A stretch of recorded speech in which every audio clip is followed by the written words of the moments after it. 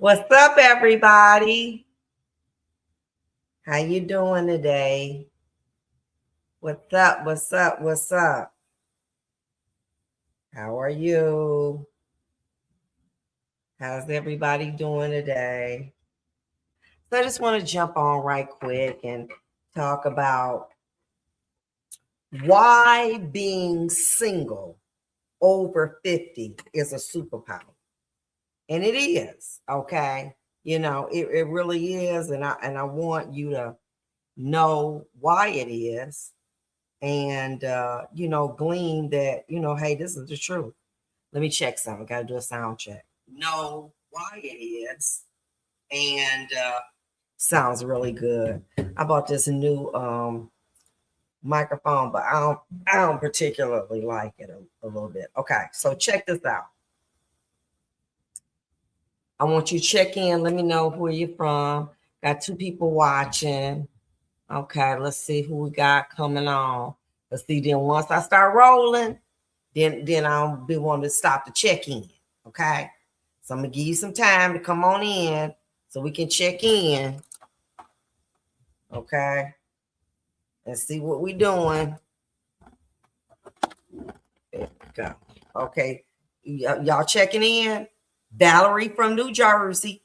Let me say your name. Valerie from New Jersey. I'm waiting. I know, say, hey, Judge, what's up, girl? I ain't done this in a while, but you know what? I was like, now I'm getting back into the thing. Hey, what's up? What's up? What's up?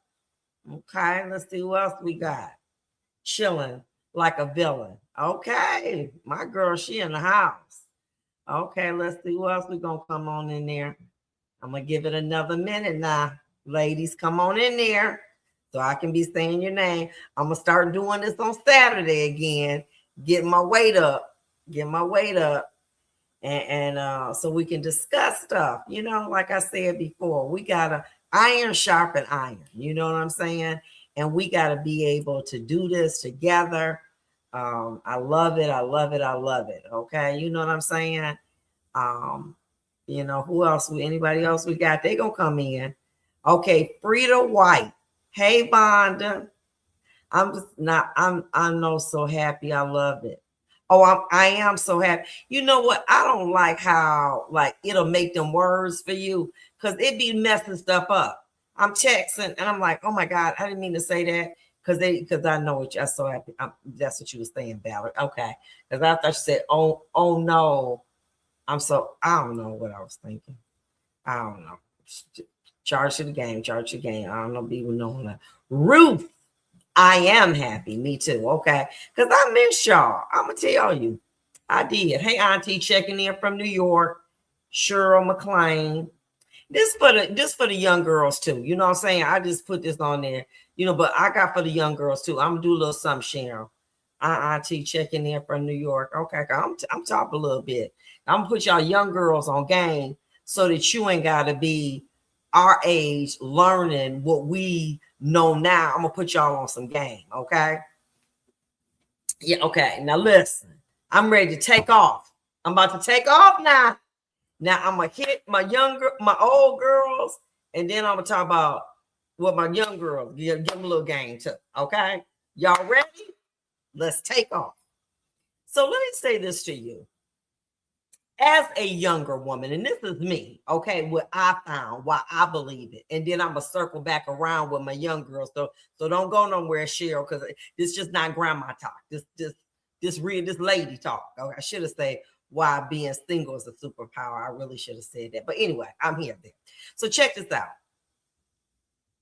When I was in my 20s, what I wanted to do, and I would say 20s, 30s, really 40s. I wanted to be popular. I would go out my way to be friendly to people so that, I was invited to this party, that party. And, obviously, during that time, I was a judge. So obviously, that went along with it too. So, but I would like maybe have an encounter. and somebody say some kind of slick. And I was just like, oh, that's okay. You know what I'm saying? Or just overlook it. You know, I don't want no drama, nothing. And I would find myself attending events, okay, that I didn't have nothing in common with them people. I didn't. But I wanted to fit in. You know what I'm saying? The in crowd, we've arrived. I wanted to be a part of what I thought it meant to make it. So there were things that, you know, people would say or do, I just would overlook, you know what I'm saying? And I went along to get along, if you know what I mean.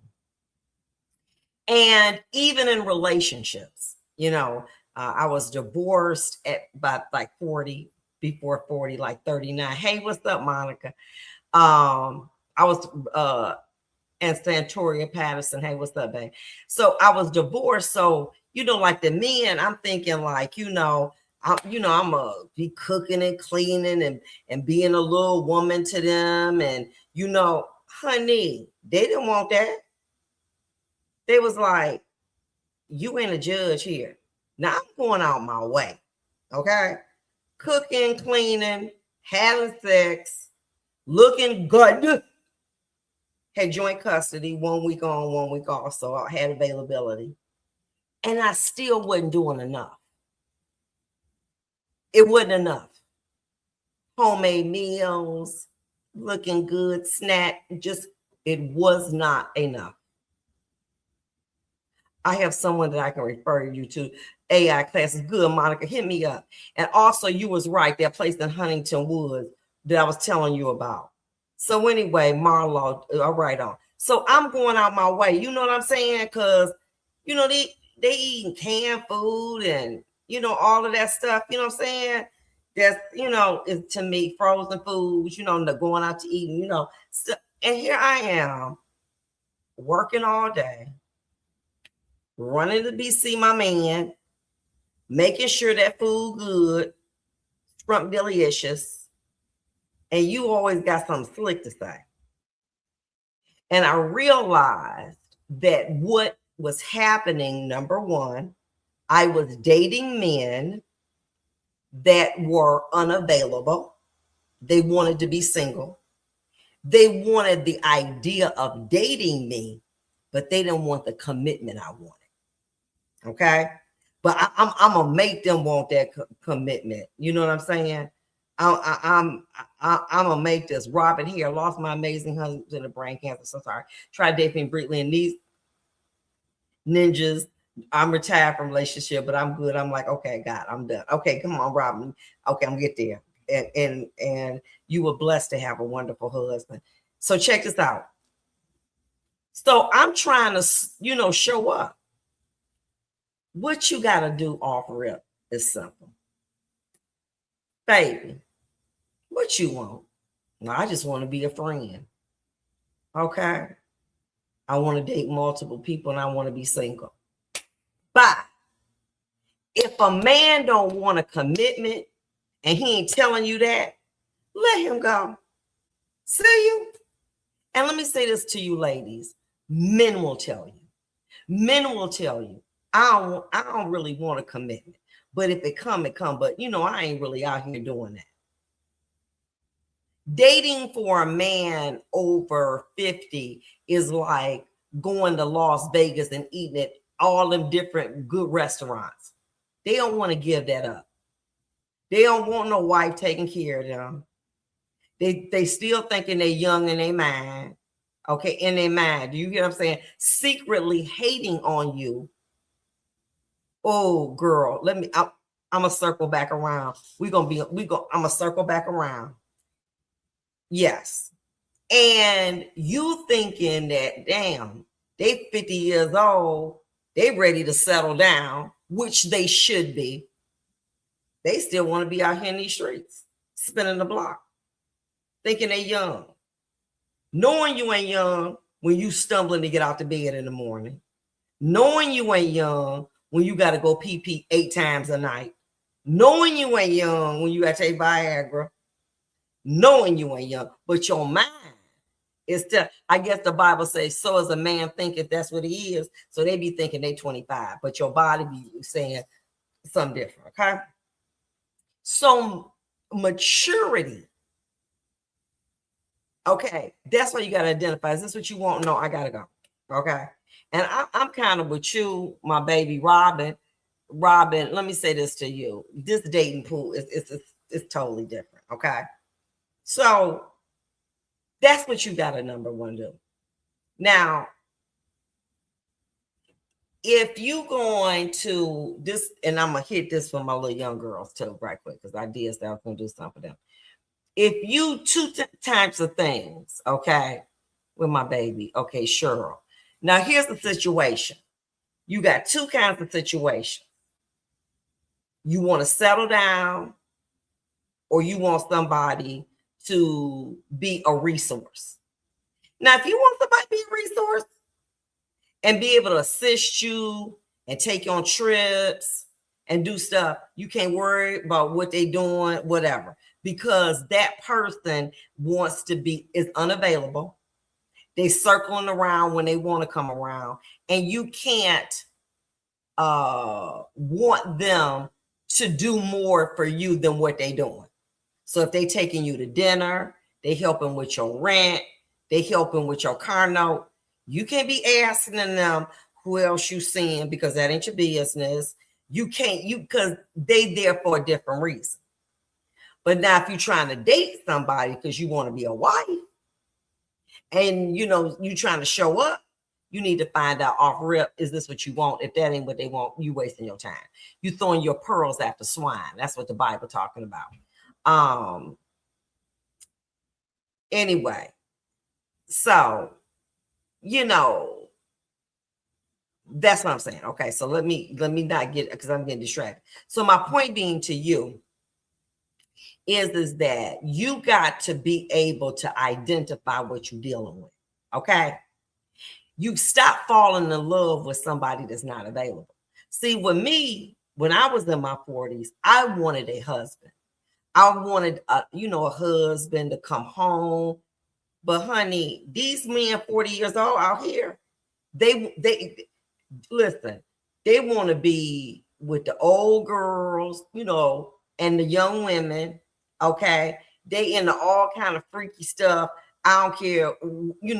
You think the more upstanding they are, the more crazy they want. They be in the no. They're unavailable, emotionally unavailable. And I don't care what you do. You can cook, clean, you can be a sex machine. A man that is unavailable, ain't nothing you gonna do to make him available. Zero. So you might as well, and then let me say this to you. Because I made $150 at that time, they were reluctant to assist me financially. See, men want to rescue broke women. They don't want to help an established woman. Okay, they want her to cook them some greens and maybe go on some trips or something like that. But they don't want, because they figure, well, you making $150, not realizing you got kids in private school and you got other stuff, but they'll go rescue somebody that's making $15 an hour. Girl, ain't nobody got time for that.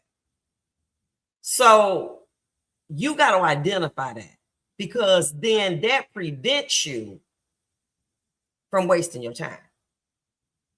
What you want, baby?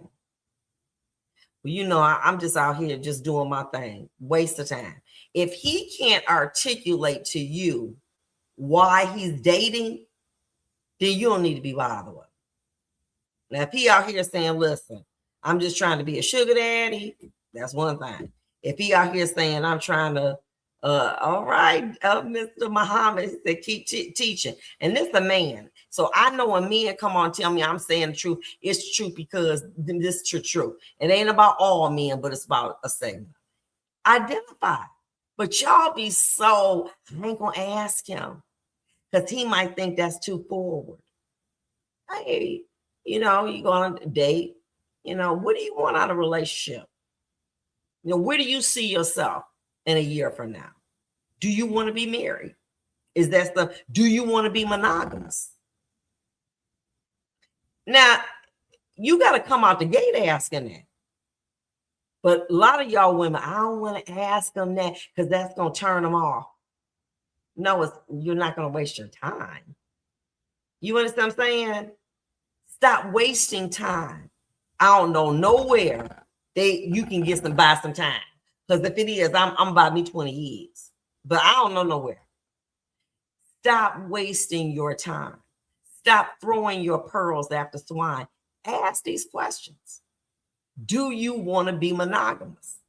Oh, but if I find the right one, and how long you been single? 20 years, and you ain't found the right one because you walk around with your eyes closed. Okay. So do you see yourself married? No, not really. Let him be. You know what I'm saying? And that's what you got to do. But a closed mouth don't get fed, and empty hands don't count bread. Speak what you want into existence. But y'all too afraid. Am I less than a man because I've never been married? Ideally, you probably are emotionally unavailable. And this is what I mean by this, okay, Greg. Being a man over 30, you got 15 to 1. You got 15 women to your one person. Okay. A woman, she in line. Old, young, middle-aged, you got 15. The average man loves the variety. A woman over 30 does not have that choice. You go from maybe having 5 men, 10 men like you, down to like 2 or 3. But as a man gets older, his variety increases. So it takes maturity to say, I want to eat in the same kitchen every night. Because essentially, that's what you're doing if you're married. You're eating at the same kitchen. Most men say, I want variety. I want Chinese one day. I want Ruth Chris another day. I want McDonald's one day. I want Burger King. There's a variety. Okay? And so as a result, men don't want to give up the variety of dating until they get sick. Because when you get sick, they're going to run from you, not to you. Getting a woman after 40 is like getting an insurance policy. You don't want to die, but one day you is.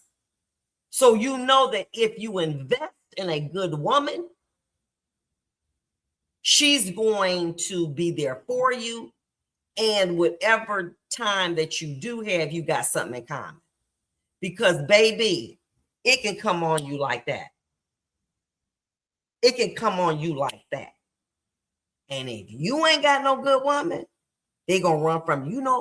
You know that dude Greg, used to be down here at the club. Girl, he don't have straw. I ain't trying to speak that on you. I'm just saying, Steve. Girl, what? Well, let me use his number because I don't want him calling me. And they run from you, not to you. And then you're not able to get what you need. Prime example. I had missed a payment on my insurance right after I left the bench. Great insurance, and life insurance. They immediately cut me because they didn't want to offer me that policy that low. But say it was $200 a month. Now it's $60, it's $500 a month. The longer you wait, the more it's going to cost you. Being 40, 50 years old for a man being single is a real risk. Because if in fact something happens, You don't have nobody there for you. Unless you got mama and sisters and stuff. So are you saying that the only reason I should settle down is I'm going to get sick? 1 out of 2 men get prostate cancer. That's high. What's the percentage of men who have high blood pressure? The older you get as a man, the more you're going to, have different risks. Okay. But men don't see that. They just getting up every day. Them young girls calling, sending them 60 pictures. They like, okay, girl, I'll be over there in a little bit. And you keep pushing the envelope. Okay. You taking a chance. Women, on the other hand, outlive men. Statistically, a woman is going to outlive a man by 5 years. Her lifestyle, she slows down. So she got a little head on you, little advantage. At some point, you got to stop thinking like a child and think like a man. My daughter asked me, every time I hear you talk about your house, it's like a waste of money. Do you wish you lived in a condo? I wish I lived in a condo because, the maintenance, they can take care of it. But I know that having a house is a real investment. I know that something happened to me, I can pull the equity out. I know that having a house, I can, give it to my kid. Having an apartment, you can't do that. So I had to make a mature decision. And I had to say, well, living in an apartment is less, but I want to get some value from a financial decision. So I had to make an adult decision. Some men are not making adult decisions. And so they 40, 50, 60, 70, and they like, I got to have that young girl. And they just, taking a risk. That's just my opinion. But let me get back to this. Why being single is a superpower. Now, let me say this. So back in the day, I was telling you, I was going these places and, because, they ride whatever. Hunty, let me say this to you.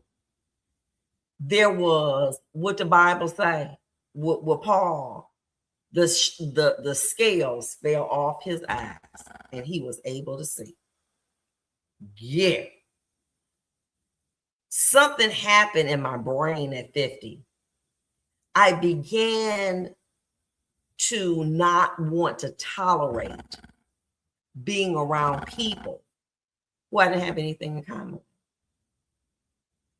Despite there might be some similarities, maybe we had similar social backgrounds or similar. I had to say, what brings you joy and what brings you peace?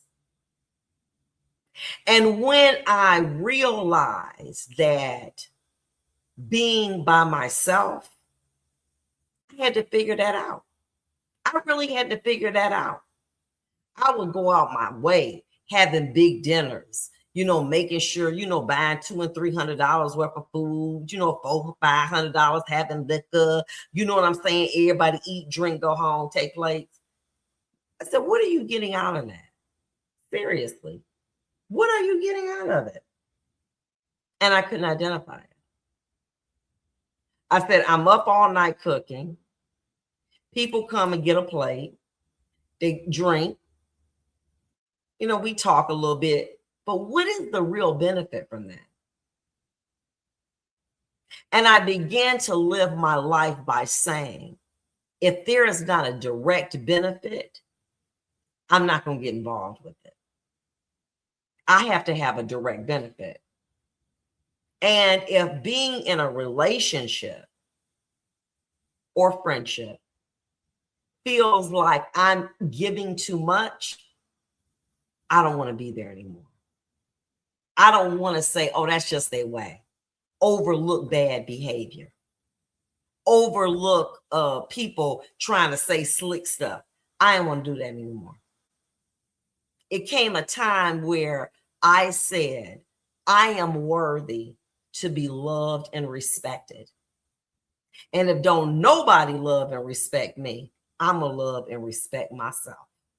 I have been alone until I was in my mid 40s and fell in love with myself and my peace.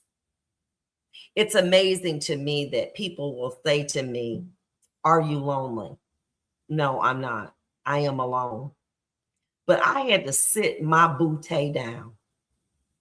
And I said, Bonda, you ripping and running to this nightclub, this event, this black tie. It ain't nothing but recycled people. Married men wanting younger women, married men wanting to cheat with older. What girl, what you doing out here? And I had to figure out and say, it's okay to not be popular so that I can have my peace. So at 10:27 on a Saturday night at 72 degrees outside, I can choose to want to be around like-minded people and not feel ashamed because I'm not at a club or fine dining or laying up in some man's bed. So I had to take that time. And what I had to realize, I said, listen, if you have been dating the same kind of man, you need to do an evaluation on you. You need to say, stop. And you need to evaluate every situation. So first I started evaluating the men that I had dated. My similarity was this: all successful, all unavailable. Those are the two main characteristics emotionally. But I'm a changer. I realize you don't change people. They have to choose to want to be changed. And once I realized that, I had to confront the idea of the shame of not dating. Oh, you don't got a man? What's wrong with you? Are you okay? I mean, why don't you have a man? Because in my mind, from the time I was 20 till I was 50, I was in a relationship. The longest time I would be out would be 90 days. And I'm right back in a relationship, right back in, not learning nothing. Because I was too ashamed to say, I don't got a man. So I didn't want people to think whatever it was that somehow I was deficient. Robert Clay, some of that is not true. Men's lifestyles are different from women, as more strenuous scientists suggest. It's insensitive to define men's purposes and positions of life coming from a female. Women do not live longer because of nature. Women do live longer because of nature. That's why men or women are potent or whatever. Okay. Now let me say this to you. So I meant to say this before. If there is anything that you are offended by what I say, you have the right in America to go to another page and look at other videos that you deem to be like-minded. You have the choice. This is America. But my platform is primarily for women. And the views that I have are my views, and I'm not changing my mind. So if you feel that what I'm saying is something you don't want to hear, you have the absolute freedom to go to somebody else's page. Thank you for pointing that out. So, ladies, as I said, what I had to realize is that what people thought about me didn't matter. So if a person thought, oh, she's a loser, she doesn't have a man, She's a loser. You have that right to think of that. But I had to stop worrying about what people thought. I had to stop wanting to be on a roller coaster in a relationship. Up, down, up, down, up, down. I ain't want that no more. Oh, no, no, no, no. We up, then we down. We up, then we down. No. So I took a hiatus from dating to figure who I was. So hold on for a minute. You've been doing the same thing for 25 years and you ain't getting no movement up in here, daughter. So something wrong. And as I evaluated it, I saw the flaw. You're attracted to successful men that are not available, and you're going to change somebody which you're not. Now, you've got to undesire them. You gotta, what is that when you get off of like drugs? You gotta, change your desire.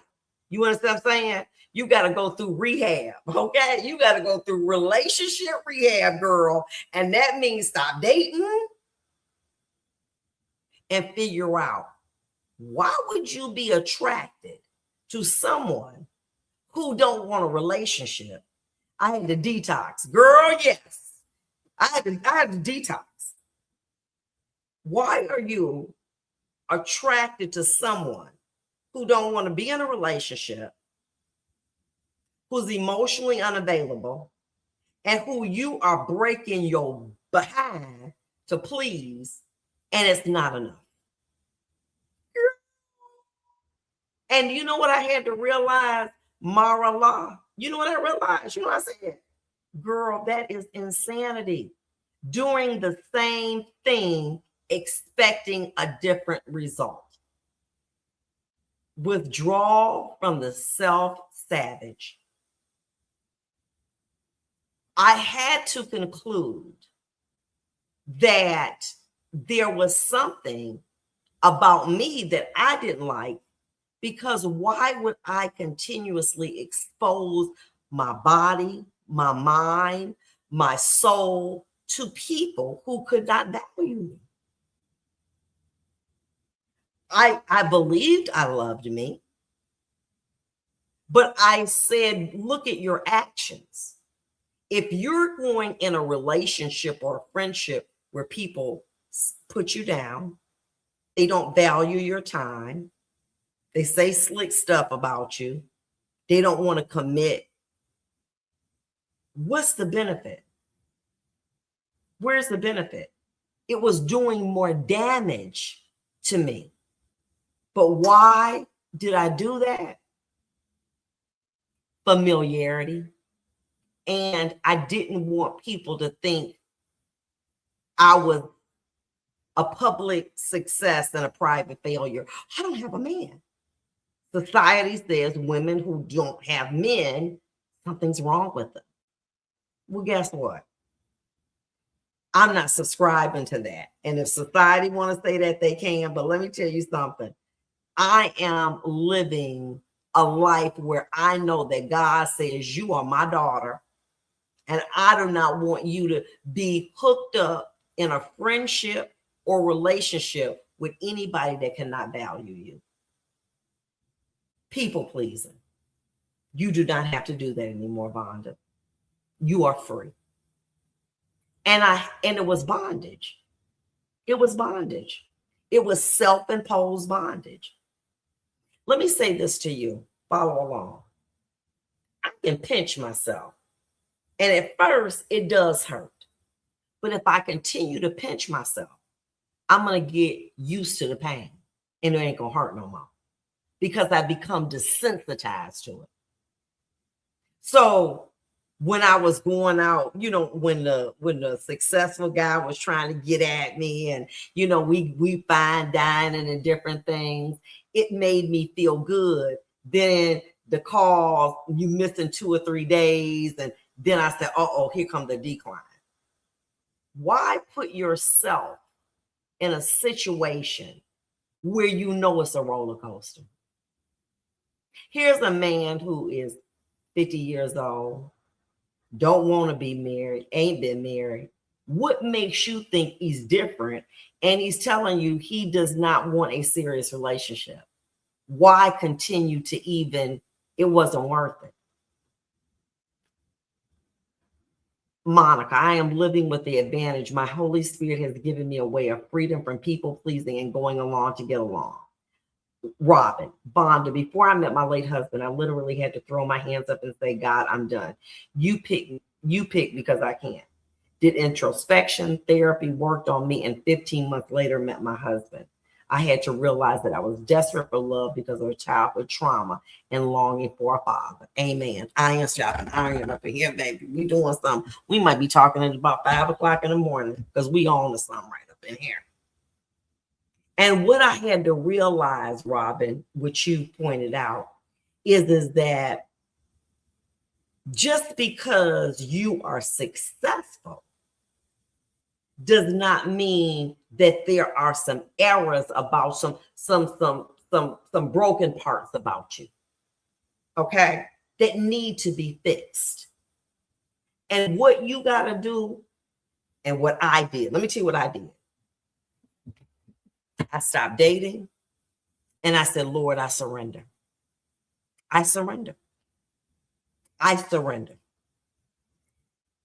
You say in your word that you will be my Jehovah Jireh, my Jehovah Nissi.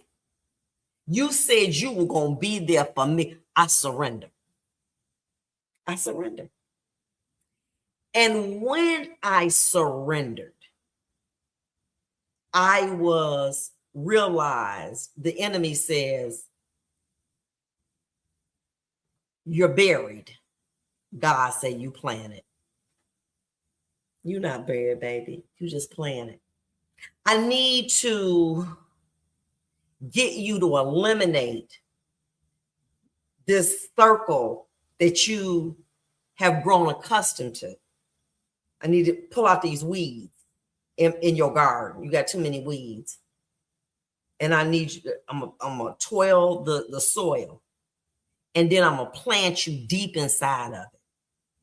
Not to punish you, but to keep you safe from predators, from people who don't appreciate you. I need to keep you safe so I can build you up, so I can strengthen you. And when I strengthen you, you're going to bust up through that soil. And when you get that sunlight, it's going to give you the nourishment you need. But the enemy's saying, well, God, he done buried you. He done left you alone. And when I took that time to just get into my word, you know what I'm saying, to get into my Bible and my business, I began to see a rebirth. I began to see a person that I had become that I admired. I began to see somebody who did not long for acceptance by people. I learned to see a person who wasn't going to tolerate disrespect anymore. But I had to shut it down. I had to shut it down. And I had to understand, Lord, what does your word say? You know what I'm saying? God, I need you. I have no one. I have no one. I need you, Lord. And God began to be everything I needed. Paying bills, providing health, giving me a good mind, and it got my strength up. And I began to eliminate things from my life I no longer needed. I stopped drinking. I stopped smoking cigarettes. I started eating better. Started drinking more water. Started going on walks. I started to do things that were good for me. And I began to grow. And I began to not talk like the person I wanted to be, but I began to live that person. See, one of the things about being single is that you have freedom. I now can do whatever I want. If I say I'm going to Ruth Chris, my family full. Recently, I did make a vow. I don't cook no more. Why? I don't cook no more. I go out and get me something to eat. I go to, I might go to Bucharest because I love them. But then when I give it too many salads and I can't eat no salad right now, then I go to different places. Not no high end or whatever. Shoot, I go to Aldi's and get that chicken. They got all that fried chicken or the baked chicken, and I have me some coleslaw, baby. Let me tell you something. I just don't do that anymore. But what I've done is I now have the freedom to decide I ain't gotta cook no more. Well, you ain't cooking for the holiday. No. If I choose to cook, my kids coming over, I have my good friend throw some ribs on for me, and he's wonderful. And I might make some baked beans or greens, but honey, I've been delivered from that. You gain confidence. You know who you are. Let me tell you what happened. Margaret said, I'm glad I got my strength back too. It was the wrong man wanted to talk to me, baby. Let me tell you what happened. So I accidentally called this man thinking it was another man. It was a client. And he was like, a long time no hear or something like that, whatever. I said, oh, I'm so sorry. I didn't mean to call you. So the next morning he texted me, what's up? I said, you know what? How are you? Hope all is well. It was an accident. I meant to call this client. I'm so sorry. Well, obviously, you ain't been thinking about me, and we were supposed to go on a date 2 years ago, and I ain't never heard from you. So I guess you can lose my number. Now, the old me would have said, oh, I'm so sorry. I didn't mean that. What's going on? I said, that's your choice. And guess what? Goodbye. I would have felt compelled to respond to that. See, that was clickbait. That was clickbait to make me say, oh, I didn't mean that, to call him back. Boo. Guess what? Beat it. Beat it. Boo. I ain't hurt. No. See, you ain't called me in 2 years. So you see my number and I call you and you think we on and popping. And because I tell you it's another client, you trying to make me feel bad. Sound like you're a narcissist. Baby, you can catch up with your click. Because let me tell you something, what I realized. When God start paying your bill, you ain't got to tolerate nonsense. Huh? You ain't got to tolerate no more. But exactly. But the old me, there was something in me, Monica, that says, oh my God, I got to call him back and let him know that, but here, I thought about it. I met you 2 years ago. You've never called me. You remembered where we met, but I call you and I tell you I'm mistaken for a client and you trying to make me feel bad. We're gone. Boundaries. As you get older, you have the right to stop accepting bad behavior. Now, my issue was this. I accepted things from people who I had known a long time. I've been friends with, family members. Oh, that's just a way. That's okay. And you know what I said? I should not have to feel like I got an orange in my throat every time I'm around that person because they're going to pop off and say something slick. And I'm going to go away hurt because they figure I've been doing this for 20, 30 years. So what's the problem? I didn't want to feel like that no more. I didn't want to have to go home like, damn, did they really say that? That was so hurtful. But that's my family. That's my friend. So therefore, I have to take this. No, you don't, Vonda. No, but you don't understand. I've known this person for 30 years. I've known this person for 10 years. I've known this person for 20 years. This is my family. I can't. What will people say? When people hurt you, they have made a conscious decision that their need is greater than your feelings. And when they do that, there's a repercussion. What you sow, you reap, in good and bad. If I put down hell in the ground, I'm going to reap hell. And if I put down goodness in the ground, I'm going to get it. But what you sow, you reap. And you can't continue to treat people poorly. And see, here's what the enemy will say. Uh-oh, that's your cousin, that's your family. You can't do that. And it's the same thing over and over again. And I realized I don't have to accept that anymore. Do I love them? Oh my God. Do I pray for them? Oh my God. But do I feel I have to continuously take 2 days to recoil from that encounter? No. It was a very challenging decision, but it was necessary. Very hurtful, but it was necessary.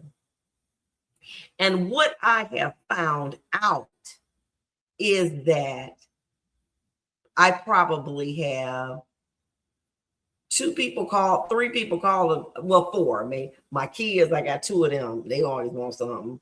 And my and my colleague, you know what I'm saying? We do business together. But by and large, I don't get calls like that. And I'm okay. It may be 5 people, you know what I'm saying, randomly or whatever. But I used to have, I look at my phone, to be 20 people calling me a day. That's when I had no boundaries.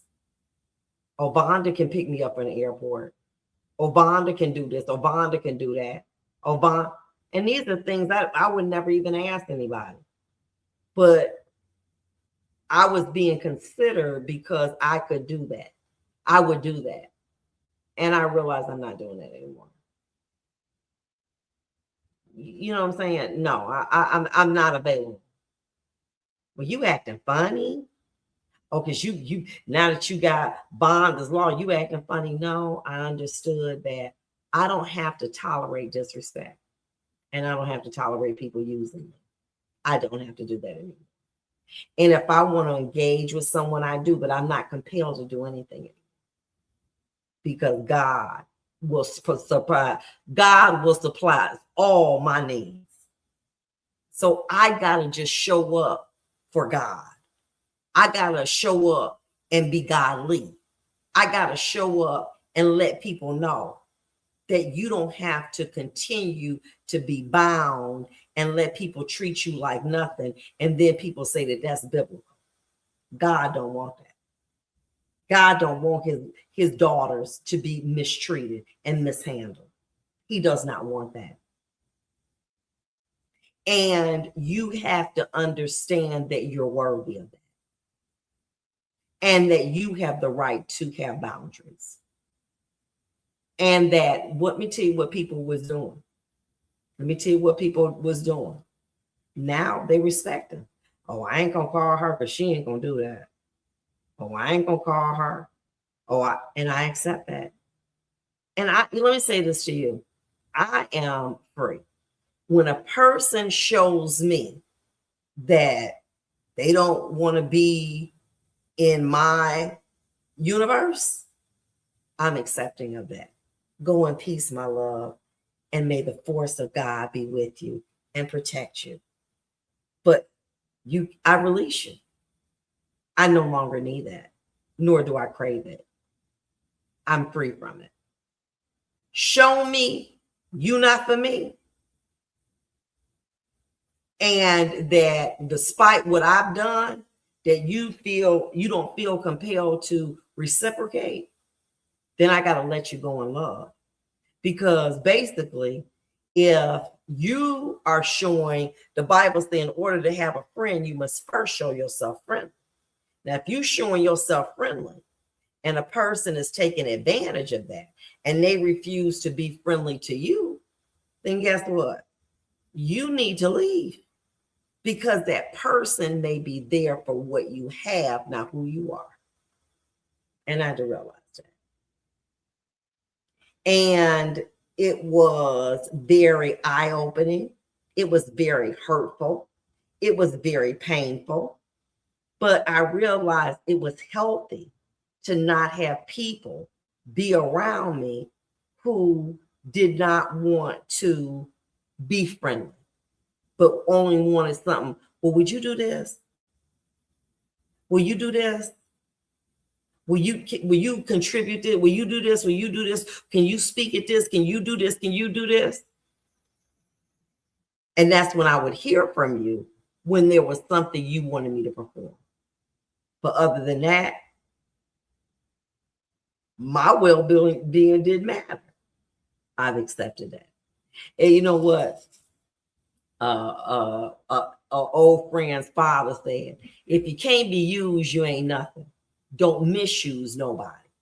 People are going to be attracted to people who have a benefit, whether it's financial, status, whatever, because who want to be around somebody?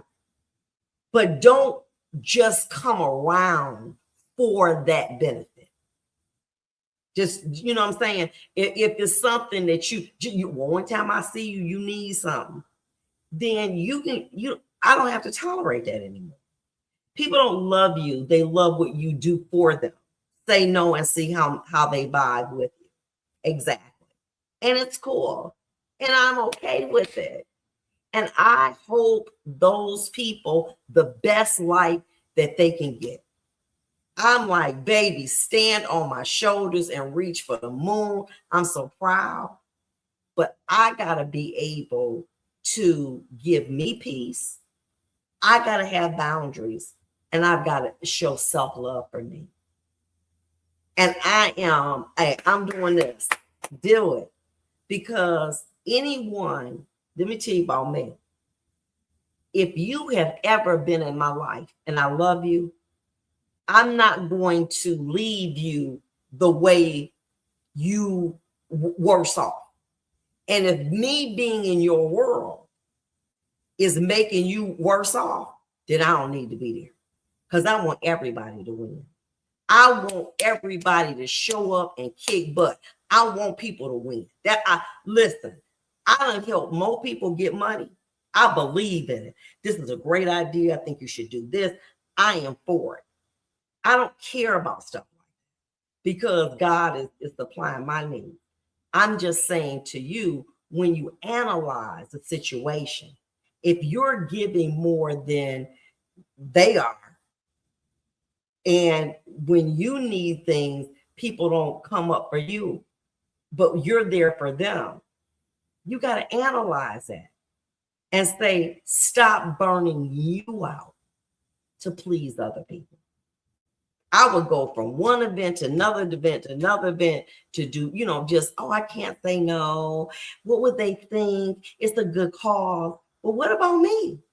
What about the fact I'm tired? What about the fact I'm burned out?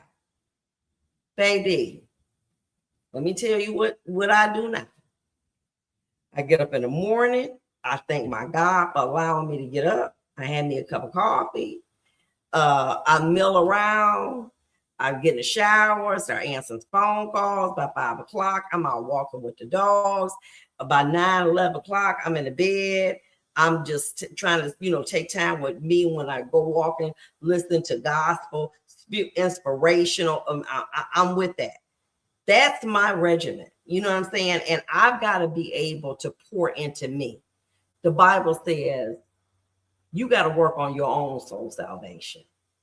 And if you don't have nobody to encourage you, you got to encourage yourself. Vonda, I'm proud of you. You got to encourage you. Stop looking for people to do that, to affirm you, because then you will be addicted to their affirmation. You got to wake up and say, girl, I'm proud of you. I love Diet Pop. So I have not been drinking Diet Pop, just water. I'm like, I'm so proud of you, Vonda. You're doing it. Your skin looks good. I'm so proud of you. Your organs are better. I'm just proud of you.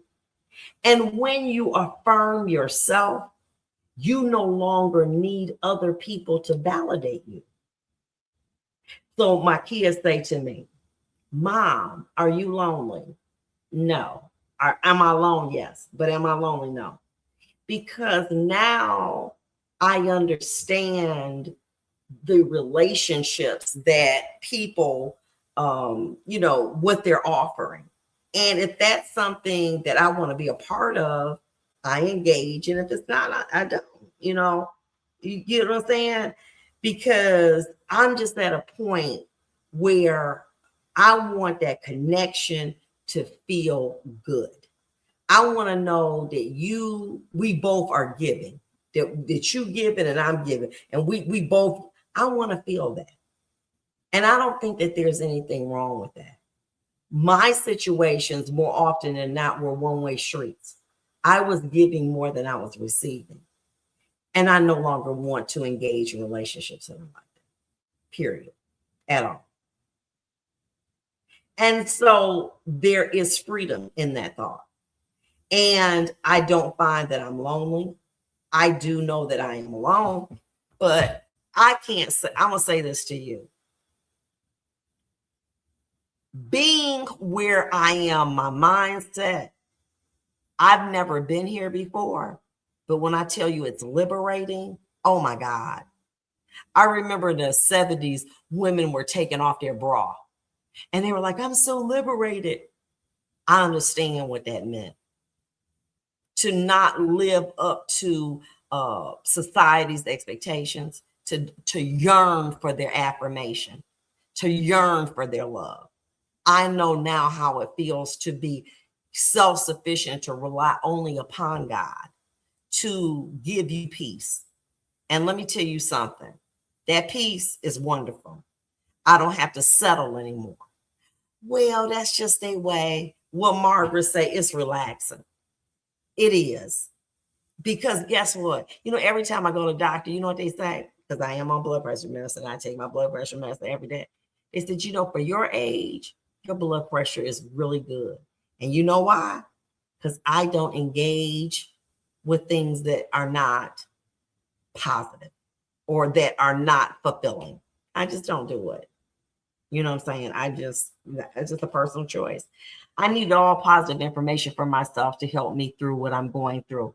And let me say this to you, Marcella. Life is a journey. The things that I'm talking about now, I'm espousing now, I couldn't do it for you. I wanted affirmation by the community, by a select number of people. I could not even fathom what I'm saying now, but I had to lose myself to find myself in Christ in order for me to grow to be the woman that I am today. So it is a process. It ain't a one and done. This is 15 years in the making. So the fact that this is something that you opening your eyes to, it takes a minute to consider and then to apply. But once you do it, you're fearful.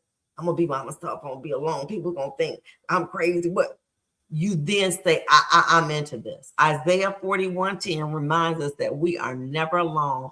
God is with us. And you know what? Let me say this to you. When you walk with the Lord, it's like you are a new creation. You look better. Your countenance is better. Your gait is better. Seems like you just walk boldly. You know what I'm saying? You want peace for everybody. You love everybody, but you not going to tolerate people always taking and not giving. Even Jesus would have to go away from the multitude and from the disciples so he could reconnect with God. He would just disappear because he had to get that. He said, I got to get recharged. I got them new metal glasses. And what it tell me when I put it on is their recharge. Now the glass is telling me that they need to be recharged. Don't you need to be recharged? But we don't know that. And we push ourselves and push ourselves. You know what I'm saying? I had a friend of mine who said that she had bought $1,500 worth of seafood and liquor, and only 3 people came. And she invited about 50. Only 3 people came. She was so hurt. She said, I could have saved that money. Girl, I ain't buying $1,500 worth of nothing for nobody. Because they ain't going to like you no more. 3 people came. seafood boils, all of this. She was like, I freeze it, girl. Listen, I'm like, $1,500. Well, liquor didn't go bad, but the food, $1,500. Oh my, I'm still learning. I'm always there for others, and the circle got bigger than me with got bigger than me with the family. I know that's right. Girl, look, that used to be me. Well, I got, Christmas time coming up. I'm gonna spend $400 or $500 on some foods, you know what I'm saying? I gotta make this so they can have food to take home. So what? They cook like me. They go in there and cook themselves. Okay. I don't need to be invited to my house. I eat my own food. So I don't need that. Okay. And I find that I am being fulfilled. That was a costly lesson. $1,500. Okay. It was ridiculous. And it showed she had just gotten some money. She had gotten a lawsuit and shared, come on, we're going to be celebrate. 3 people came. So, you know what I'm saying? But this is a journey. And what you have to be able to do is first open your mind up to many of the radical things that we are talking about. Monica and I, and, all of Val, you know what I'm saying? Why Robin? We've gone down this path already. So we understand what's at the end of the road. What I'm trying to do is to let the people know, younger women, etc., what to expect. Okay? And how to prepare yourself. I did not want to believe, life is doom and gloom. And I don't mean that it is, but I'm saying if you start to see there's a pattern, you know what I'm saying, of misuse, abuse, then leave. If you're the one that's always being able to help out or leave. It's not worth it. You understand what I'm saying? And it's okay. Let me say what I told somebody. He said, I outgrew the relationship with my baby mama. I said, let me tell you something. You at the absolute 100% right to outgrow people. If they not growing and you growing, the Bible says that you unequally yoked. You understand what I'm saying?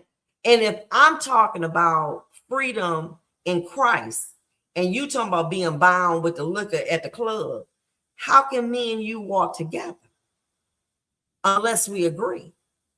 And I'm not agreeing with bondage anymore. That don't do nothing for me to have a lick on my breath and the next day I can't answer my phone because my head is pounding. I don't walk like that anymore. That's not for me. And so if that's what people choose to do, I don't have a problem with that. I just don't do it.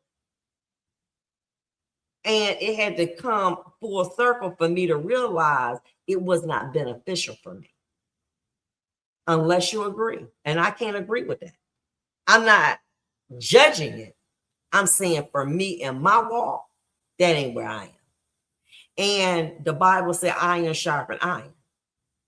Now, you got to be on your game. I got to be on my game, and we got to sharpen each other. And today, I'm a part of this group called PDM, which is my Bishop Princess Dobbins. It's a like online ministry, and she does it once a month. But she said, you have to walk with people who are encouraging you, like-minded. You got to have people around when something come up. What do the words say? You got to have people who willing to jump 10 toes down and say, listen, I'm riding with you. I ain't talking about you. I'm riding with you. Where I need to pull up. You know what I'm saying? Let me bring my oil. Let's pray this thing through. You got to have people that you can walk alike. And that does not limit it to, we're lawyers or doctors or Indian chiefs. Right now, my walk with God is most important. So if somebody is not trying to, sharpen me with the word, then I don't feel that that's what I need right now. You understand what I'm saying? I'm looking for somebody to pull me up. Now, my pastor, she's much younger than me, but guess what? She's been walking in it longer than me. So by virtue of her walking in it longer than me, I'm learning from her. And I'm like, okay. And I'm like, give it to me. Give it to me. I am like eating it because I want to be a better, stronger woman in Christ. Okay? Because I know, let me tell you something. Can't no man outgive God. At least no man or woman can outgive God. So I'm on that team. I'm on Team Jesus. Let's roll with it. And so as a result, I have the right to be bold in my faith and my belief on how I'm going to be treated. I got the right to seek peace and conscience and alone, being alone and with my, I have that right. And baby, when I tell you, you start to feel like you a queen. I'll be like, what?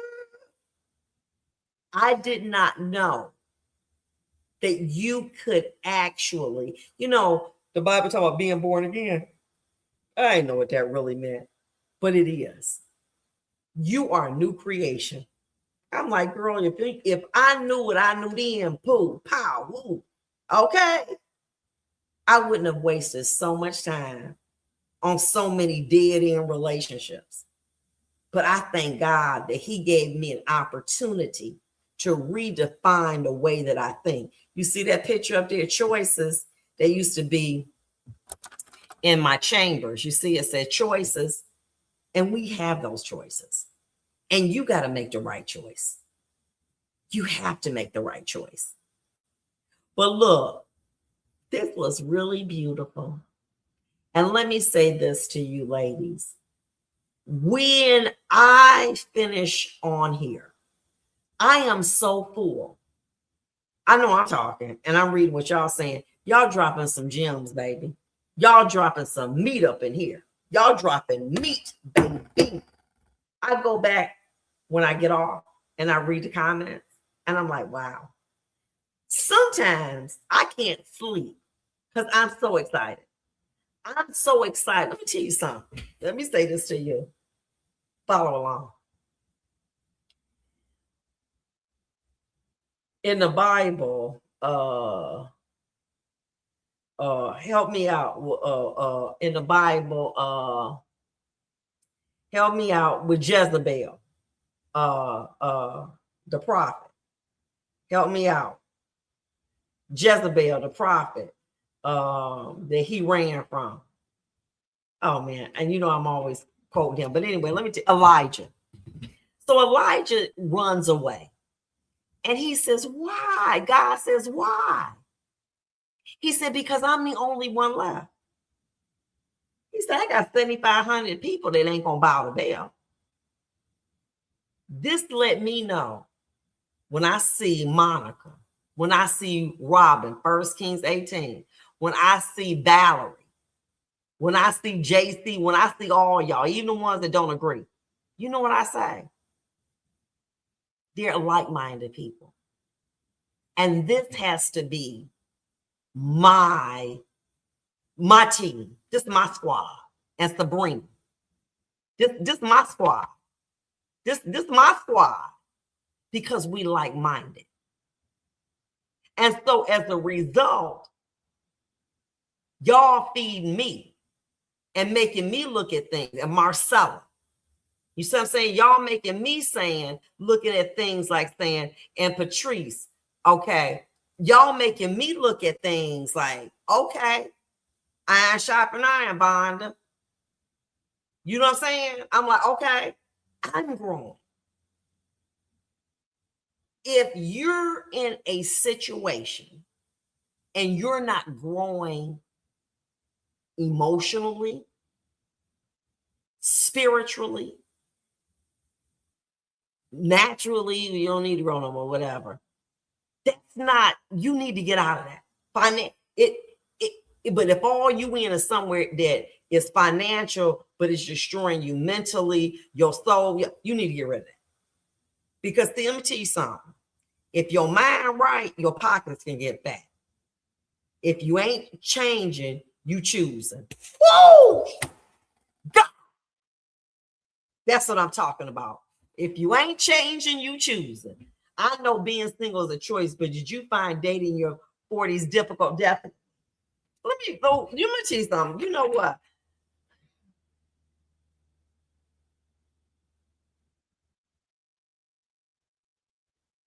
Pronounce it. Zelophehad's daughters. We getting what belong to us. How do you Zelo? Yes, in the Bible. These were women, Zelophehad. These were women that challenged the way that only men could be able to partake when a person would die from the estate. And so, what these women were able to do was go to Moses and say, this ain't right. We should be able to inherit. And the rules were changed. And so we are. But let me say this to you. We're going to keep going. I don't care because y'all, I'm trying to get off and y'all ain't. I'm 60 years old. I've never, ever thought I'd be okay with being single and unmarried. But thank God I'm here. Say that. Numbers 27, 1 through 4. Thank you, girl. So let me go back and let's talk about, I know Simone. I know being single is a choice, but you find dating in your 40s difficult. Let me explain this to you and follow along. My uncle said, men don't get old, they get broke. So what that means is that a man in his 40s can date women 20, 30, 40, 50, 60.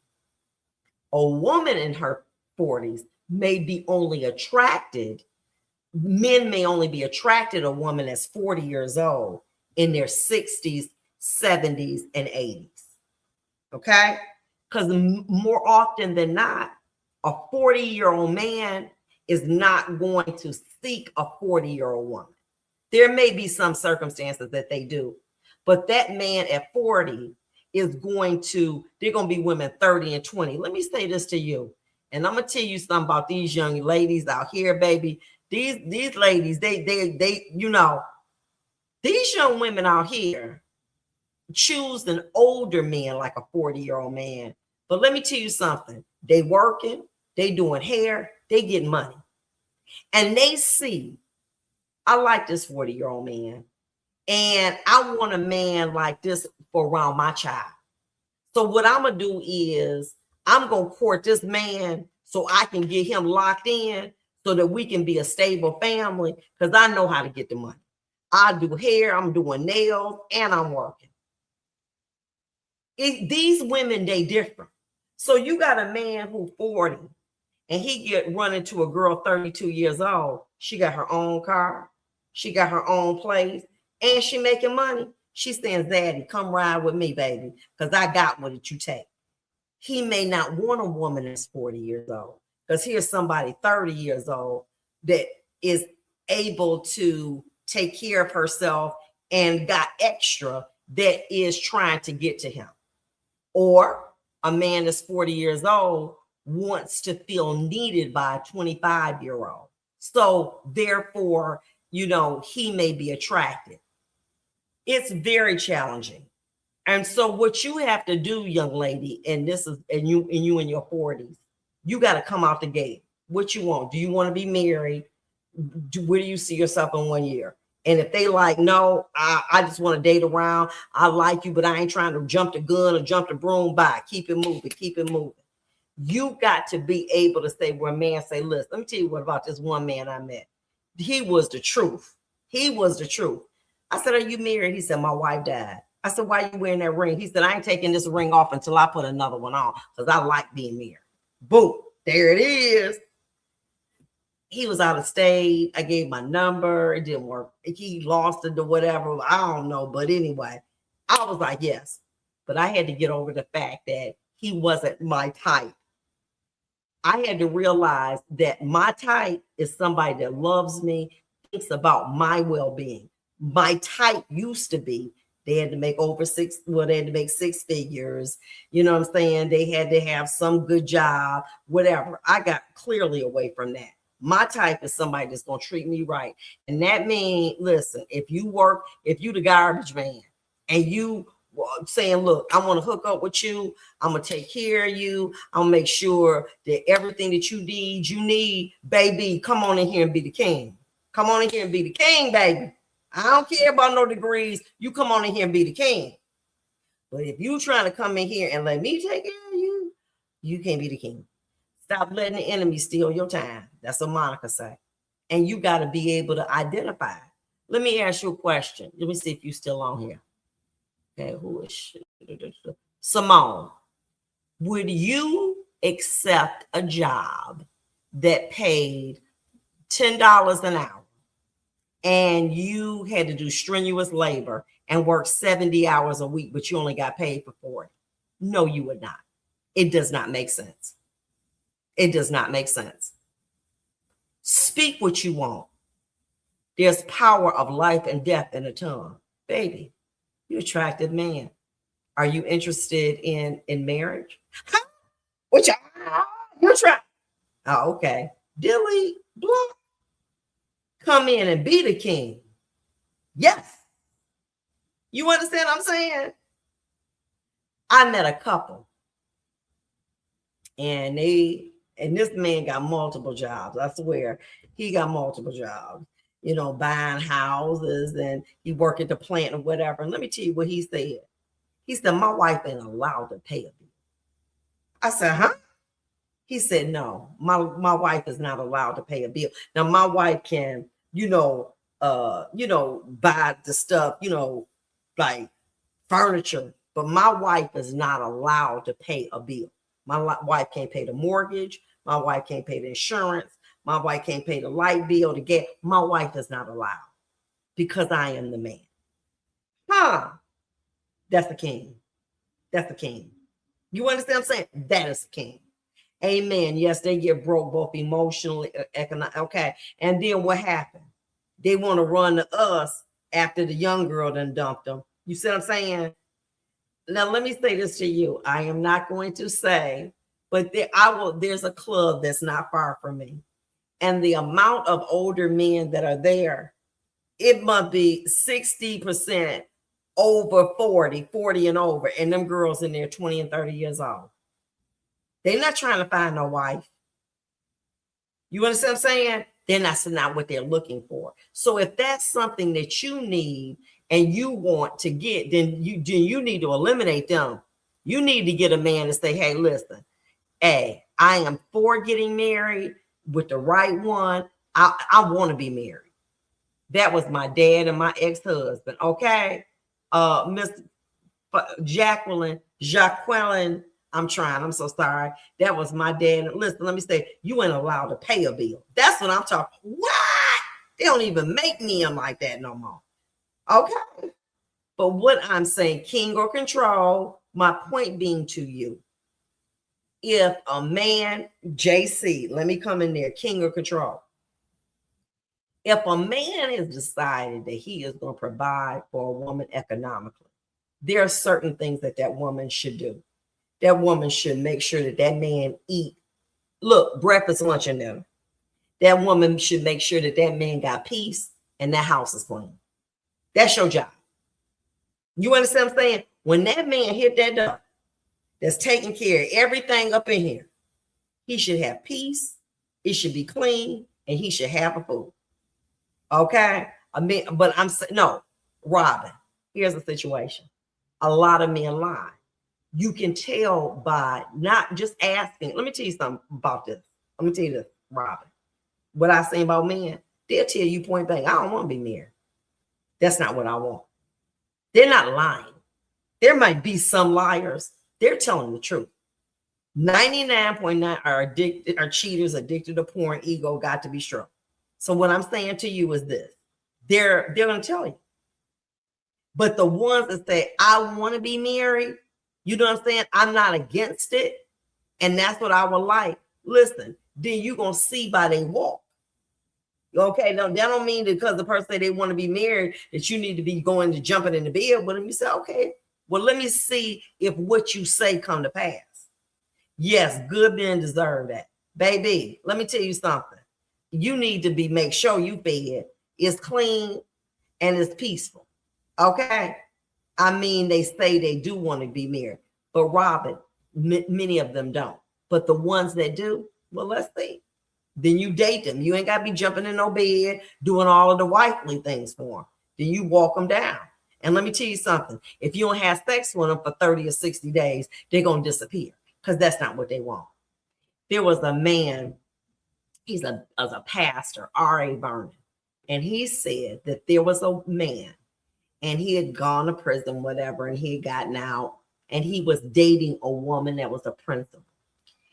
And they dated and they got engaged after about 2 years. And she wanted, they got married. They were going to get married. And they had never had sex, nothing. And he said, I want to be the kind of man to you that you deserved.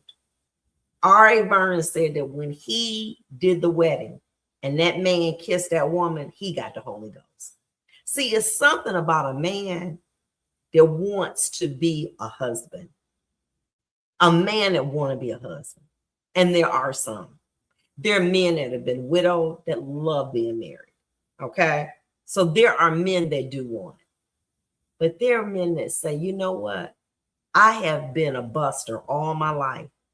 I want to show up and I want to be a good man. That's a choice. That's a mature choice.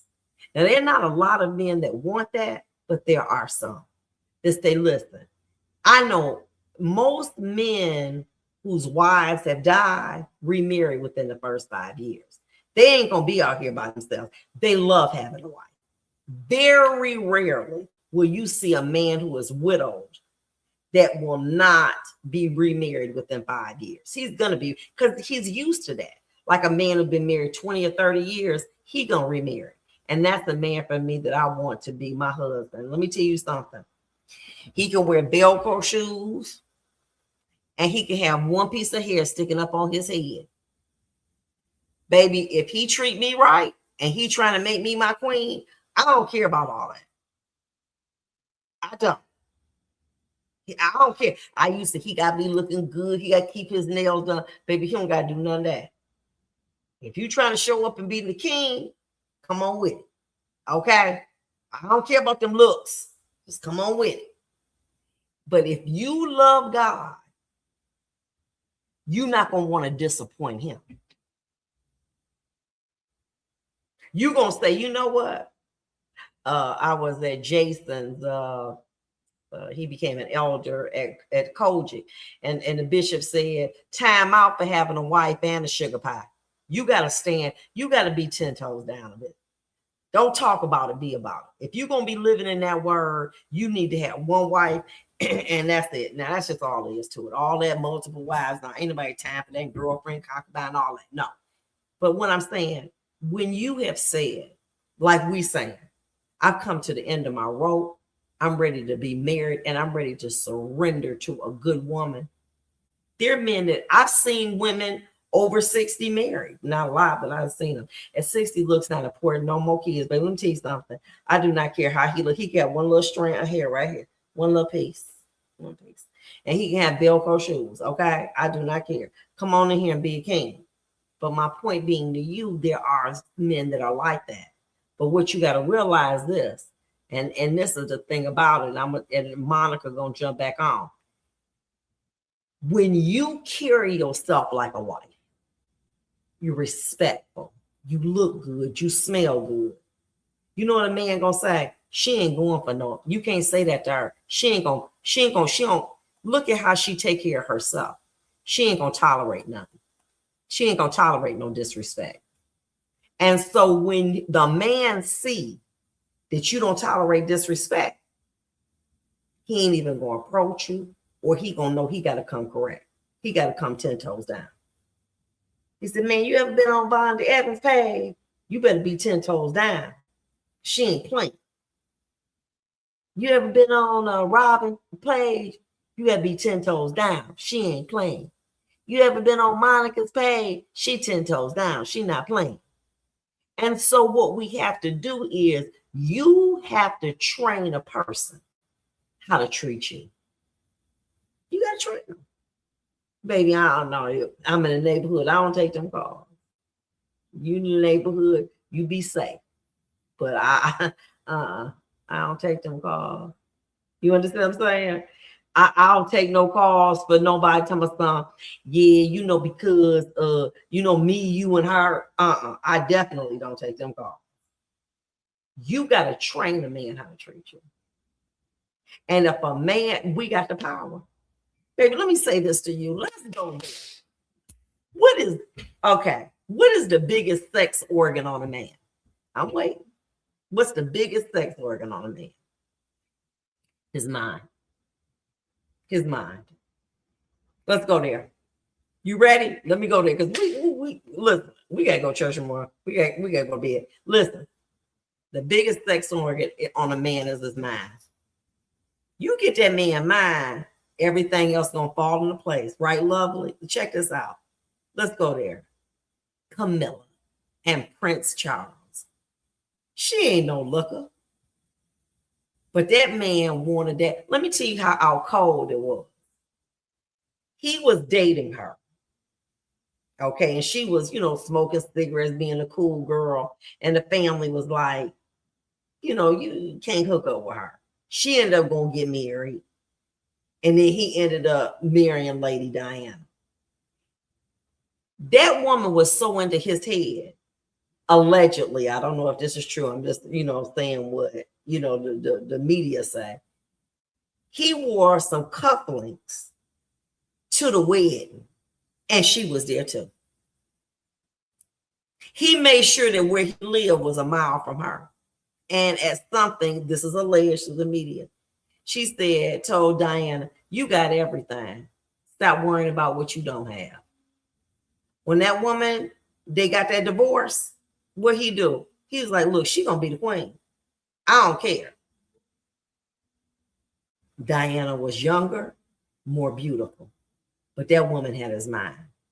Why? She stood 10 toes down on what she gonna believe. She was like, look, you ain't gonna run around here with me. Excuse me. You ain't gonna run around here with me. You ain't gonna be loving on me in private. You gonna be with me, you gonna boss me up, and you gonna bring me in the Buckingham Palace. And you need to work that out with your mama, because I'm gonna be the queen. And that I'm saying the 10 toes down on that. Who the queen right now? Who the queen right now? Baby, let me tell you something. If a man love a woman, ain't nothing naked. Let me tell you something. Look at the Prime Minister of France. It's a 17-year age difference. He told her, I loved you all my life. He 56 and she's 70. Okay. He said, I loved you all my life. The brain. But you got to train a man how to treat you by the way you show up, the way you handle yourself, the things that you accept and the things that you will not. And what he'll do, he going to say, that's too much woman for me. Too much woman. Or he's going to say, I'm up for the challenge and that's what I want. These men that I gave you examples are powerful men. We ain't talking about Prince Harry. He left a throne for his wife. He left a throne for her, baby. He said, I'll get out of line, but I'm going to be with this woman. Now, that woman and them women ain't doing nothing no different than nobody else. But they had their mind because they playing it cool. They ain't trying to go and throw they cool. I got this. Let me tell you something. Women got the power. Those were women that understood the assignment. Camilla over there, she ain't no consort. She the queen. Queen, baby. Better ask somebody. Okay? Why? She trained that man. Hey, I ain't gonna be no consort, and I ain't gonna be no what's called secret lover. I'm gonna be a queen, baby. He worked that out. And she the queen now. You gotta understand, there was young girls running after him, but she was in his head. She wasn't just in his bed, she was in his head. And as a result, she got what she wanted. Y'all gotta stop settling. You understand what I'm saying? It's the way you handle yourself. She wasn't calling him, probably blowing up his phone. She was just saying, you gonna chase me. Because if a man wants you, ain't nothing he gonna stop to do to get you if a man wants you. But if a man don't want you, he's not gonna, whatever. It's okay. And that's when you say, well, listen, God, you got me, you showing up, you paying bills, you giving me health, you give me peace. So guess what? When you release that Boaz to me, I know. But if you don't release the Boaz to me, I ain't going to look for Bo hookup. I don't want no Bo hookup. I done had enough of Bo hookup. So when you release Boaz to me, and what Boaz do? He told her, he said, listen, he said, what did he tell her? He said, look, let me tell you something. He told Naomi, he said, listen, before I get right with you, I got to make sure I can hang. He went to the man. He said, you next in line. Can I get it? He said, you go on and get it. Or Ruth. I said, which one was it? Ruth? Yeah. Anyway, he said, you got to make sure I'm going to do the things right. So when I be with you, we going to do this in order. We're going to do this in order. And that's what you got to want, somebody that's going to do it in order. Because you, Ruth, you might be too much of a woman for him. Stop lowering your standard. God done built you up. You smelling good. You looking good. God providing for you. And then you going to go start to lower your standards. Thank you, Monica. Ruth, my Bible person. Ruth, you going to lower your standard? God done cleaned you up out the mud. You looking good. You smelling good. And then because of some sex, you're going to start letting somebody put you on rotation. You're going to start letting somebody talk to you any kind of way. You're going to let somebody start trying to press you for sex. Gone. Let me say this to you. No. Okay? Because if a man want it bad enough, he going to do right by it. And no matter how much you lower your standards, it's not going to make that man want you. You understand what I'm saying? Let me tell you this. I would rather a man respect me and leave me alone than to be with me and mistreat me. I'm not going to accept that. When I see my exes and they say they wear glasses, I swear, I be like, look, their eyes be steaming up because I know they done got excited to see me. Baby, I'm sorry. I'm be the one you won't respect because I'm not low on my standard. And I can see in your body language how happy you are. Because guess what? I had to draw the line. I had to say, time out, boys. No. We're not going to treat me like that. And as a result of me doing that boundaries, and they see me differently. You see what I'm saying? Don't even speak on, I pop up, we see you, hey, how you doing, boo, boo, boo. That's it. Bye. Because you carrying yourself different. Your gait is different. You walking like you a queen. My late husband set the bar high. I cannot and will not ever settle. See, that's what I'm saying, Robin. When you gave up, this was Robin's testimony. She gave up. God cleaned her up and gave her a husband that took care, a king, not a husband, but a king. And he passed on. You now know what the standard is. You know what you're going to tolerate and you won't accept. And you can't accept nothing else. Now, in my days when I used to love Booth Cole, love it. Booth Cole didn't love me though. But once I started developing a taste for fine champagne, I couldn't drink no champagne. No, I don't want no champagne. No, I did not even want none of the whatever Andre. I can't drink that because you have developed a taste for the finer things in life. That needs to be how you feel in your dating. There's certain things that a man should do. No more porous boundaries, only rigid boundaries around here. Either you step up or you you either step up or you get out of the way for somebody else that will. But what about if they don't come? Guess what? It's okay too. Because if God is paying your bills and you straight by yourself, what you losing? You're not losing nothing. If I don't ever get a husband, I ain't losing nothing because God done told me what you need. I told you. God, I said, God, I want somebody to love me, got that. I want somebody to provide for me, got that. I want somebody who won't cheat on me, got that. I want somebody to have sex with me, bomb, I ain't got that, and you don't need it neither, okay? Time out for that, okay? Put a plug in that. You retire that, okay? But if you love me, I'm going to love you. I'm going to be there for you. I'm going to pay every bill, and I'm going to cover you. Baby, huh? What I'm losing? Zero. We are precious diamonds, not lab grown. I ain't losing over here. So if I got my self-respect, I got boundaries, I got peace, I got confidence, I got God, more importantly, how am I losing? I'm not. Now, if Mr. Boaz want to come through, right. But if he don't, guess what? It ain't gonna not do what we gonna do. Listen, okay, Rod, what you gonna do after this?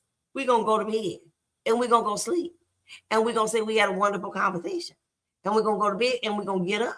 When I tell you, I told our love story, it's literally a fairy tale romance. I literally said a couple of days ago, my husband gave me enough love to last a lifetime. He set the bar. Okay, this is the bar. And anything less than that, you just don't deserve. You can get, but you don't deserve it. Okay? And so as a result, you got to be thankful. You know, it's better to have loved and lost than never loved at all. I believe that. But you have to set that bar. And if during this waiting period, God says, I'm going to hide you, daughter, till I can heal you from the grief, from the love, etc., etc. I then will release you to another Boaz, or I will keep you hidden for me in my kingdom. You ain't losing. You still win. We still winning. We winning on either side. Whether you get a Boaz that'll love you or you just being in the kingdom with the Lord. You still winning. You're not losing. You understand what I'm saying? You're not losing. And when I tell you, I ain't got to be tolerating, let me check my phone and go and take it to the toilet with the phone. Baby, no, I can't be bothered with that. But listen, let me tell you something. I got to show up. The waiting is so beautiful, nothing like it. So check this out. This is what I'm going to do. Because I enjoyed it so much, I am not just going to commit to doing this on Saturday, but I'm going to select it because I do Bible study on Tuesday. I'm going to pop up on Wednesday, Friday. We're going to do it more often. Okay, so this is going to be our little ladies meet up, hook up thing. We're going to do it more often. And you know what I'm saying? So I will I'm going to start trying to do it online. What I mean, I'm going to try to be right. I'm going to try to let you know when I'm doing, you know what I'm saying, in advance when we're going to do. But we're going to start doing this, iron sharpen iron. I had a wonderful, wonderful evening. This is Sunday. I'm going to try to do it back Wednesday and Friday. Try to do it 3 days a week and commit to doing that and just pop it. Let's go. Let's go. Y'all have a wonderful evening. I love you guys and be safe and God bless you. Bye-bye. In a car accident, call Vonda's Law and get the money you deserve. A name you can trust.